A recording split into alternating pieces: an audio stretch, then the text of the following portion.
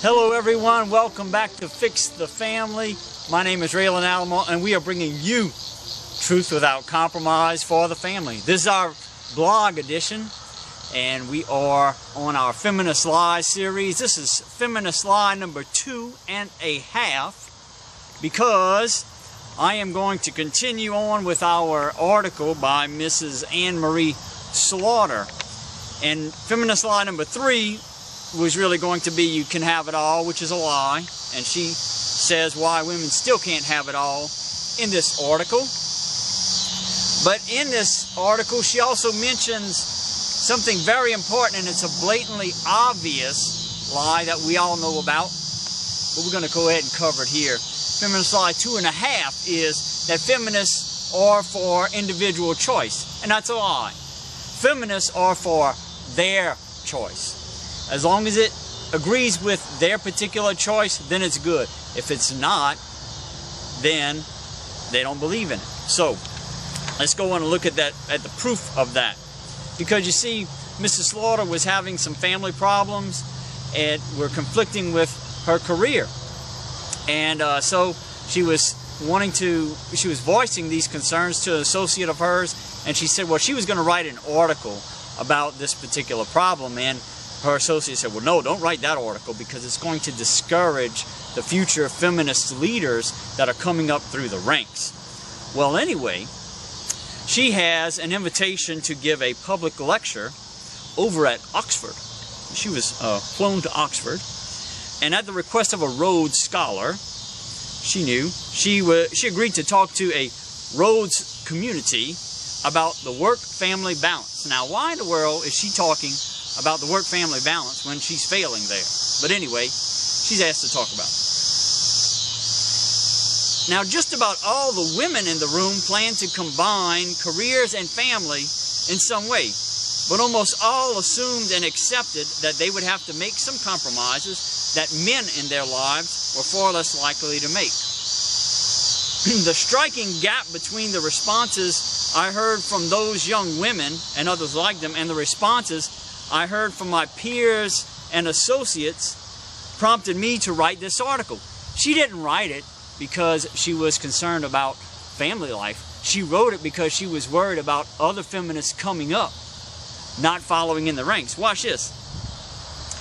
Women of my generation have clung to the feminist credo we were raised with, even as our ranks have been steadily thinned by unresolved tensions between family and career, because we are determined not to drop the flag for the next generation. But when many members of the younger generation have stopped listening on the grounds that glibly repeating "you can have it all" is simply airbrushing reality, it's time to talk. Well, Mrs. Slughter, sounds like they're on to you.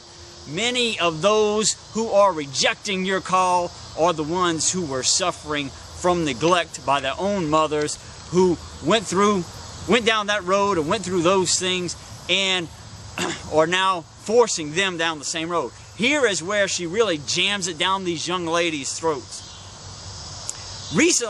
Only recently have I begun to appreciate the extent to which many young professional women feel under assault by women my age and older, those in their early 60s, late 60s and early 70s.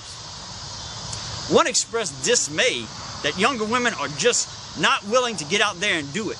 They think they have to choose between having a career and having a family. Well, there's our hope. They're on to it. Look at the hope for our future from these young ladies who've got it figured out. They're seeing right through the lies. Well, the Facebook Chief Operating Officer Sheryl Sandberg made a 2011 commencement speech where she advised young women not to leave before you leave.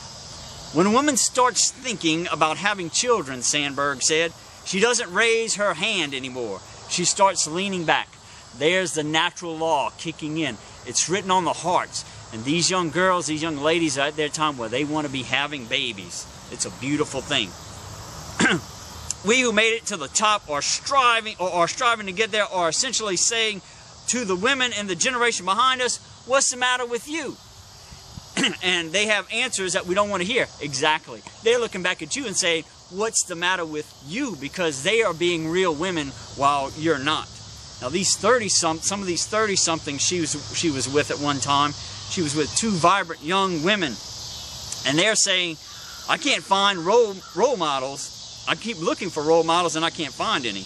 Women in her firm who become partners and take on management positions have made tremendous sacrifices, many of which they don't seem to realize. They take 2 years off when their kids are young, but then work like crazy to get back on track professionally, which means that they see their kids when they're toddlers, but not teenagers, or really barely at all.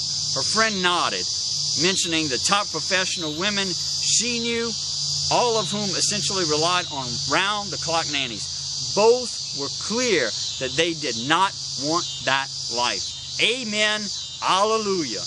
But could not figure out how to combine professional success and satisfaction with real commitment to family.